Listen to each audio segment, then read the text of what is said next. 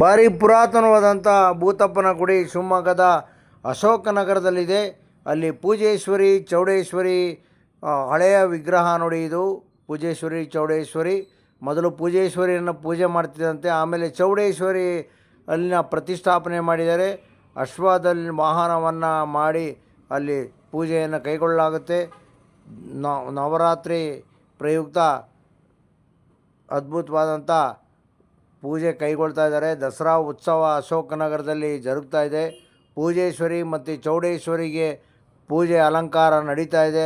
ಅದ್ಭುತವಾದಂಥ ಅಲಂಕಾರವನ್ನು ಅಶೋಕನಗರದ ನಿವಾಸಿಗಳು ಅಲ್ಲಿ ಪ್ರತಿಷ್ಠಾಪನೆಯನ್ನು ಮಾಡಿದ್ದಾರೆ. ದೇವಿಯನ್ನು ಪೂಜೇಶ್ವರಿ ಚೌಡೇಶ್ವರಿಗೆ ತುಂಬ ಅದ್ಭುತವಾಗಿ ಕಂಗೊಳಿಸ್ತಾ ಇದ್ದರು. ಇಬ್ಬರು ಭಾಳ ಪ್ರತಿಷ್ಠೆಯಾದಂತಹ ಒಂದು ದೇವರ ಸನ್ನಿಧಿ ಇದು.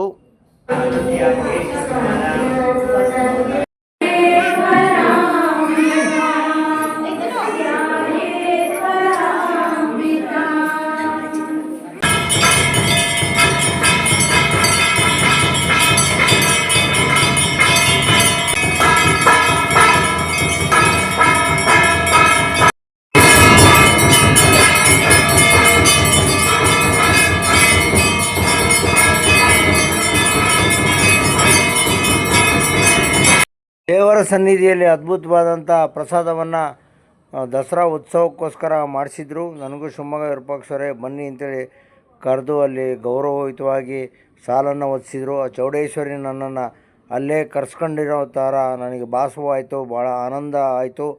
ಭಾಳ ಪವರ್ಫುಲ್ ಇರ್ತಕ್ಕಂಥ ಒಂದು ದೇವರ ಸನ್ನಿಧಿ ಇದು. ಹಲೋ, ನಮಸ್ಕಾರ. ನಾನು ಶಿವಮೊಗ್ಗ ವಿರೂಪಾಕ್ಷ ಮಾತನಾಡ್ತಾ ಇದ್ದೀನಿ. ಇವತ್ತು ದಿವಸ ಅಶೋಕ್ ನಗರದ ಪೂಜೇಶ್ವರಿ ಚೌಡೇಶ್ವರಿ ಸನ್ನಿಧಿಗೆ ಬಂದಿರಿ. ಭಾಳ ಅದ್ಭುತವಾಗಿ ಈ ವರ್ಷ ಅವರು ಅಲಂಕಾರವನ್ನು ಚೌಡೇಶ್ವರಿ ಪೂಜೇಶ್ವರಿ ಮಾಡಿದ್ದಾರೆ. ಭಾಳ ವಿಶೇಷವಾದಂಥದ್ದು. ನಾನು 44 ವರ್ಷದಿಂದ ನೋಡ್ತಾ ಇದ್ದೀನಿ. ಸಣ್ಣ ಗುಡಿ ಅಂತಿತ್ತು ಇದು ಮುಂಭಾಗದಲ್ಲಿ. ಅಲ್ಲಿ ಭೂತಪ್ಪಂದು ಕೂರಿಸಿದ್ರು. ನಾವೆಲ್ಲ ಬಂದು ಭೂತಪ್ಪನಿಗೆ ನಮಸ್ಕಾರವನ್ನು ಚಿಕ್ಕ ಹುಡುಗಿದ್ದಾಗ ಮಾಡಿ ಹೋಗ್ತಾ ಇದ್ವಿ.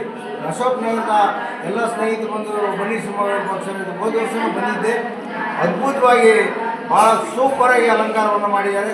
ಅವರಿಗೆ ಚೌಡೇಶ್ವರಿ ಪೂಜೇಶ್ವರಿ ದೇವಿ ಎಲ್ಲರಿಗೂ ಸಕಲ ಬುದ್ಧಿ ಎಲ್ಲ ವಿದ್ಯೆ ಮತ್ತು ಆರ್ಥಿಕವಾಗಿ ಸಮೃದ್ಧತೆಯನ್ನು ಕೊಡಲಿ.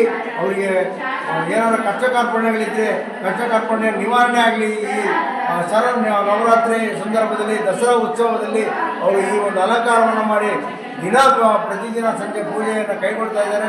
ಒಳ್ಳೆಯ ಅದ್ಭುತವಾದಂಥ ಪ್ರಸಾದವನ್ನು ಪ್ರತಿದಿನ ನೀಡ್ತಾ ಇದ್ದಾರೆ. ಅವರಿಗೆಲ್ಲರಿಗೂ ಒಳ್ಳೆಯದಾಗಲಿ ಅಂತೇಳಿ ಕೇಳ್ಕೊತಾ ಇದ್ದೀನಿ. ನಮಸ್ಕಾರ.